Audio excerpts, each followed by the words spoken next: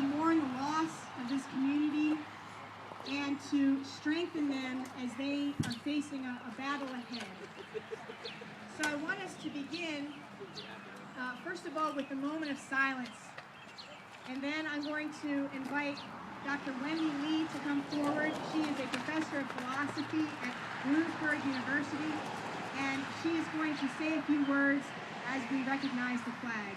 So let's just take about a minute just of silence to center ourselves.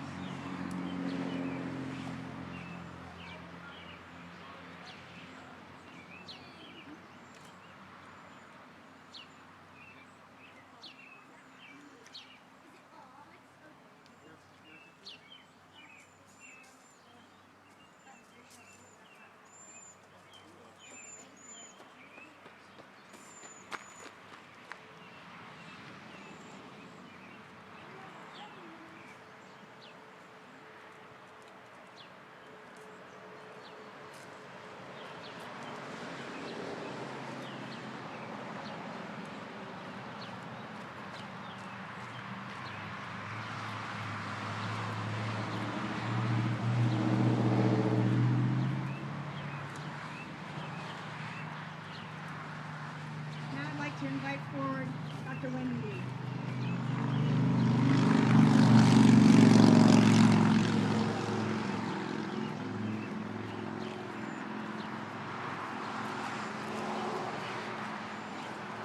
Generally, I think my voice will be so loud. My students tell me. What? Microphone's not on. Yeah, I can barely hear you, honestly. Okay, so I guess I will use the mic. So I'm Wendy Lee, and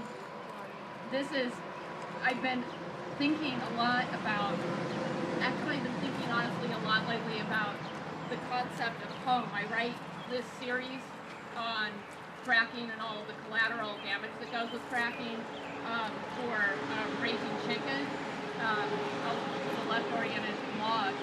And I actually was really working this week on a piece that I'm trying to write about the refugees of fracking. Certainly, Riverdale qualifies, and I think we will see many more. And so, actually, just wrote something that's the opening of the next piece for Raging Chicken that I thought that I would read. Of any word in any language, one of the most important is the word home. This isn't just because that's where the heart is, but because home is so much more than house. Perhaps houses are in some cases where homes are, but contrary to the reverse, it's just business logic of the big extraction corporations, in whose way your house might be. Home is not reducible to house. And in the case of the mobile homes of Riverdale Mobile Home Community, the site of Aqua America and PBR's plan for a water withdrawal station for hydraulic fracturing, home is not necessarily movable, even if house is. Consider the meaning of home. No matter the humility or the splendor or location, the condition, the shape, the size, home is never merely domicile. And the proof of this isn't hard to find.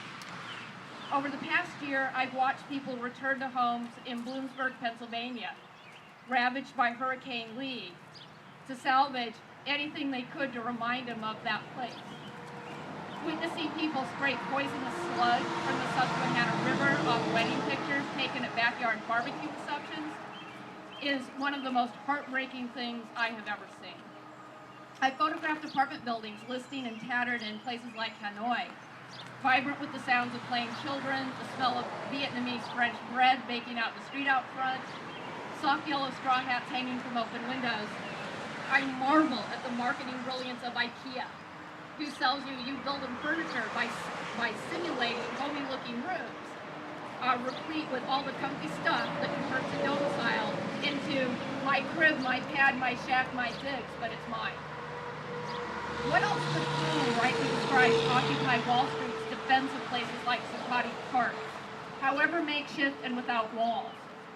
This past weekend, I helped build a home for right now called Camping at Rock Run, Loyalside, a home that after just a couple of days I found very hard to leave. I'd already moved some earth, I bucketed some water, I stoked a fire, I staked down some memories. I'd already gone to sleep and awakened in that place. Home is no mere place. It's the place to which we return. It's the idea that we belong somewhere in the world, that we have something that's called here, that's called safe, that's called mine. To be evicted from that refuge without very good reason, I think, is among the most grievous of injustices. Without just cause, such expulsion constitutes a violation of a basic human right to be in a place unmolested and unharassed. And it's precisely this injustice for which Aqua America and its parent company, PBR, are guilty. For in the process of evicting 37 families from Riverdale Mobile Home Community, Aqua America joins the ranks of corporations who operate just like invading and terrorizing armies. They make refugees of the people who stand in the way of their objectives, and the difference between the military objective of conquering territory and that of profiteering, the profiteering objective of the big extraction corporations, is not but semantics for a nation-state corporatized, such that words like America or Pennsylvania are but advertising slogans that allow Aqua America to fly a flag. And in doing so, I think their actions can only be described as genocide.